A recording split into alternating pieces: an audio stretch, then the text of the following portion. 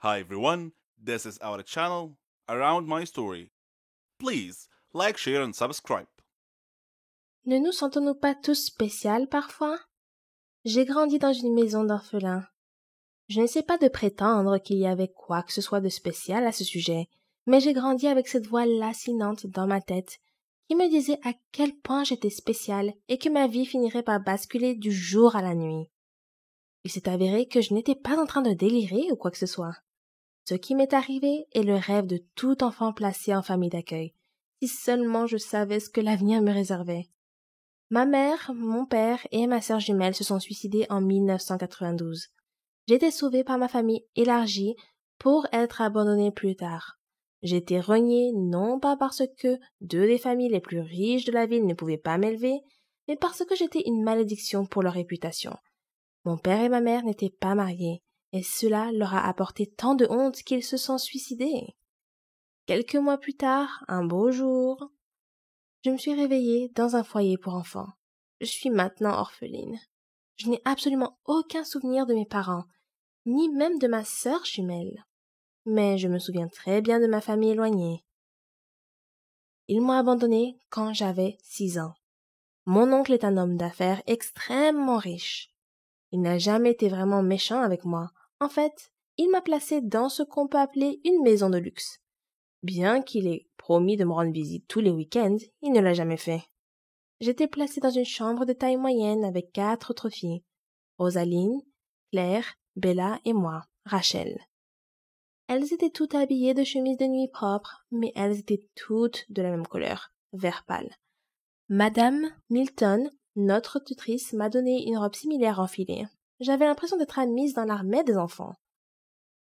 Nos cheveux étaient toujours attachés en un chignon serré. Nous nous ressemblions toutes. Madame Milton n'était pas la personne la plus gentille que l'on puisse rencontrer, mais elle n'était pas méchante non plus.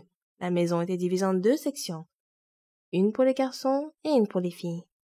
Le seul moment où nous rencontrions les garçons était dans le bâtiment extérieur, qui était une sorte d'école. Nous suivions quelques cours chaque jour, et pour être honnête, nous avions de bons professeurs.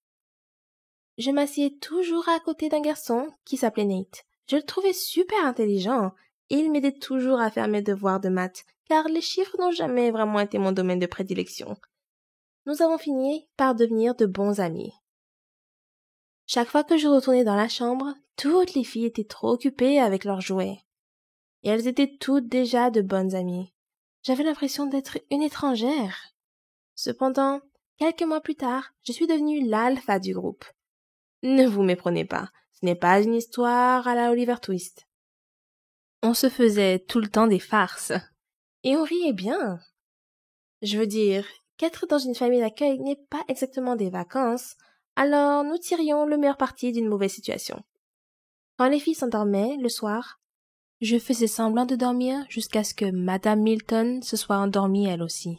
Ensuite, je regardais par la minuscule fenêtre et je commençais à compter les étoiles une par une. J'en ai nommé une après mon père, une après ma mère, une après ma sœur et enfin une après Nate. Je restais debout toute la nuit, rêvant jusqu'à ce que je m'endorme. Madame Milton nous réveillait vers 6 heures du matin pour prendre le petit déjeuner et aller en classe. Cela a duré comme ça pendant des années et des années. Les jours se ressemblaient tous, sauf le week-end, qui n'était pas vraiment un week-end. Cela signifiait seulement que nous avions le droit de manger du dessert. J'ai toujours été une petite fille extrêmement curieuse. Et si Nate et moi sommes devenus si proches, c'est parce qu'il était curieux lui aussi. Nous n'avions aucune idée du monde extérieur. Nous avions tant de questions sans réponse, et parfois, nous inventions des réponses pour apprivoiser nos cerveaux. Les filles avaient des parents qui leur rendaient visite pendant le week-end, mais moi, je restais dans ma chambre. Parfois, je pleurais, et parfois je fermais les yeux en essayant d'imaginer à quoi ressemblait ma mère. Un jour, pendant le cours de sciences, Nate m'a demandé qui me rendait visite le week-end. Je n'ai jamais répondu. J'ai fait semblant de ne pas l'entendre. Mais dans un moment d'extrême confusion et de tristesse, j'ai écrit quelque chose sur un morceau de papier et je lui ai passé. Il disait « Sortons d'ici ». Nous avions 12 ans à l'époque. Je ne me souciais pas du tout des conséquences. Tout ce qui m'importait, c'était de sortir d'ici et de découvrir ce qui se passait dans le monde extérieur. Je voulais retourner chez mon oncle, même s'il ne voulait pas de moi. Nate a regardé le papier, l'a plié en deux, l'a avalé, et il m'a fait signe de tête. Je n'étais pas sûre de ce qu'il voulait dire par ce signe de tête, jusqu'à ce que, à minuit, alors que je regardais les étoiles avec lesquelles je me suis liée d'amitié depuis des années, j'entendisse le glissement d'un papier sous la porte. Je me suis levée rapidement et le papier disait « Retrouve-moi à l'école dans 5 minutes ». J'ouvris lentement la porte et descendis en courant. Nate et moi sommes restés là, maladroits, ne sachant pas quoi faire. Nous avons commencé à discuter d'un plan de fugue. Mais sérieusement, que pouvaient faire 2 enfants pour s'échapper d'un énorme bâtiment entièrement gardé? Nous étions plus intelligents que vous ne le pensez. La semaine suivante, nous avons étudié tous les déplacements dans le bâtiment. Quand les gardes de sécurité changeaient d'équipe, quel professeur quittait la classe plus tôt. Nous avons même mémorisé les heures auxquelles Madame Milton devait aller aux toilettes. Nous avions un plan solide. À la fin de la semaine, le vendredi, nous avions cours d'histoire et le professeur partait toujours quelques minutes plus tôt. Au même moment, les agents de sécurité changeaient de poste et Madame Milton mettait 3 à 4 minutes pour descendre et nous raccompagner à nos chambres. C'était le moment. C'était le moment que j'attendais depuis le début. Nous avons passé le dos du garde et nous avons couru et couru comme si c'était la dernière fois. Après quelques pâtés de maison, nous étions à bout de souffle. Nous étions 2 enfants habillés exactement de la même façon, sans argent et sans endroit où aller. Mais nous ne pouvions pas nous arrêter, pas après avoir finalement réussi. Nous avons continué à marcher jusqu'à ce qu'il fasse nuit. J'ai regardé le ciel et je n'en croyais pas mes yeux. Le ciel avait des étoiles à l'infini.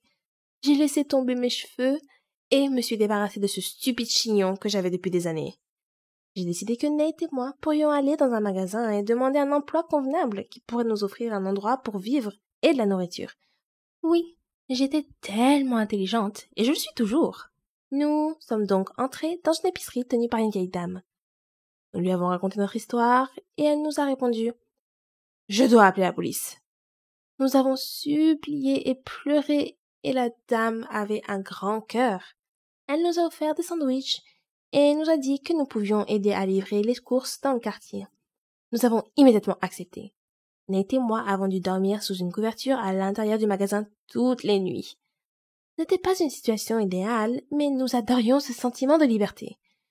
Nous avions l'impression d'être des enfants héros dotés de super-pouvoirs. Nous sommes restés avec la vieille dame pendant ce qui nous a semblé être une année.